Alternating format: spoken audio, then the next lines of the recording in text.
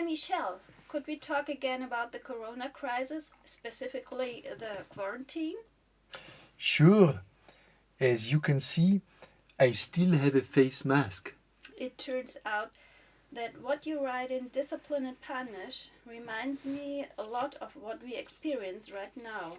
Above all, I'm referring here to your notion of the city as an enclosed, segmented space observed at every point in which the individuals are inserted in a fixed place, in which the slightest movements are supervised and all events are recorded. It's true. The use of the quarantine model is not restricted to the 17th century. In the second half of the 18th century, it re-emerged and was extended with the birth of urban medicine in France.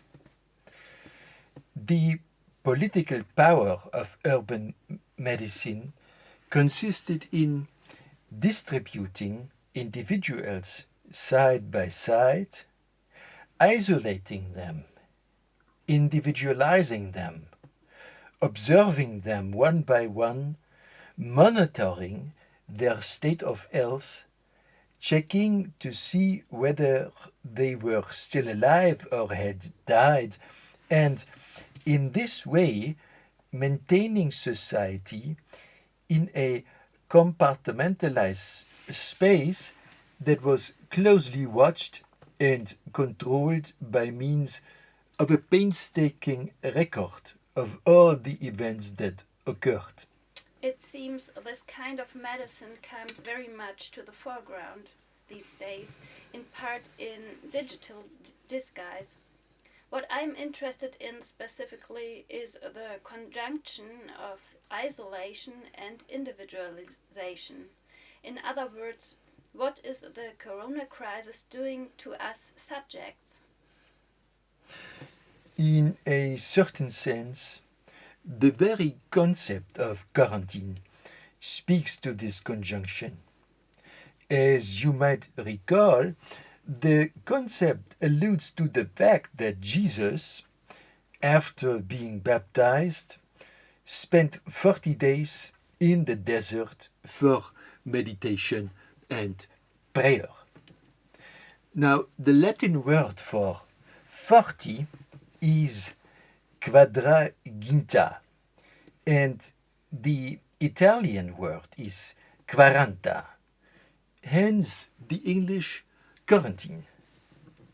Perhaps you also recall that during his time in the desert, Jesus was heavily tempted. Which brings us back to our conversation about Flaubert and Saint Anthony, who was also living alone in the desert and subjected to all kinds of temptations. However, I don't see how this links up with the issue of individualization. Well, it does. On the one hand, the temptations themselves constitute a form of subjectivation. They are something like the personal madness of this lonely monk.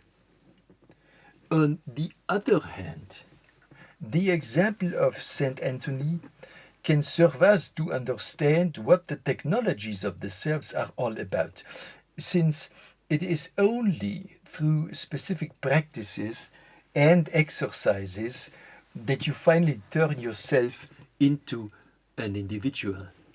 I don't see any connection between Saint Anthony and the technologies of the self. Don't forget that he is also called the father of all monks.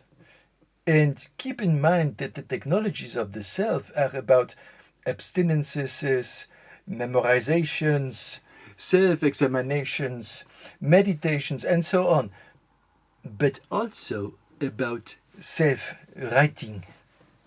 The letter, for example, helps against the dangers of solitude. It exposes what one has done or thought to a possible gaze. I guess I know what you mean. But can we please stop writing and reading Corona diaries?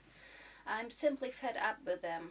I must also say that you went a little too fast, jumping, as it were, from the early to the late Foucault. For the time being, let's stick with discipline and punish.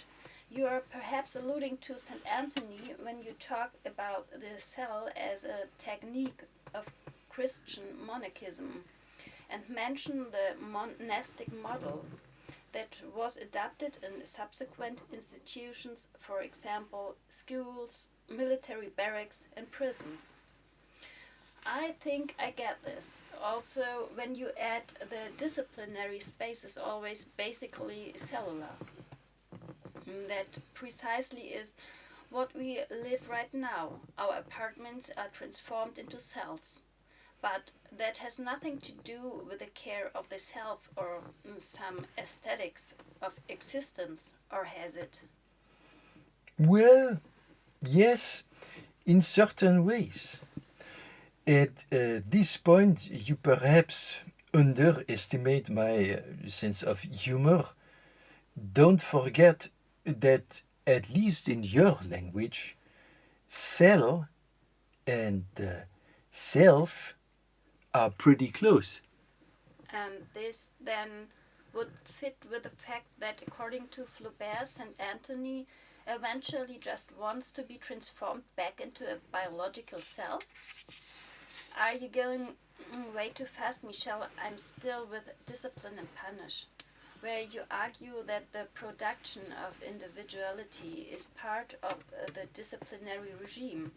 I can see that isolating the convicts from the external world and from one another is a positive instrument of reform, of conversion.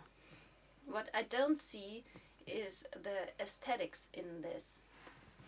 Well, it's the same as with freedom. The point really is that, per se, the individual or the subject is neither good nor bad. All I'm saying is that the self is not simply given. It is produced in a cell, no matter if you take this to be an architectural structure or a biological form, and no matter if you are a criminal or a saint. Okay. Then just let's say subjectivity and power are closely tied to one another. But please don't give me the cliche that the corona crisis is a great opportunity for self-reflection, personal insights, meditation, and so on. The technologies of the self have nothing to do with the return of some golden past. They are instruments of production and transformation. They are directed towards the future and they operate against resistances, which implies constant struggles. Here is what I say about these technologies in my lecture at the Collège de France. I quote, "We must train like an athlete. The latter does not learn every possible move. He does not try to perform pointless feats. He practices a few movements that are necessary for him to triumph over his opponents in the fight." End of quote. Well, perhaps this is useful for you guys. It surely is. And I know how the quotation continues. Like a good wrestler, we should learn only what will enable us to resist possible events. We must learn to let ourselves be disconcerted by them, not to let ourselves be carried away by the emotions they may arouse in us. Thank you, Michel. You're welcome. And take good care of yourself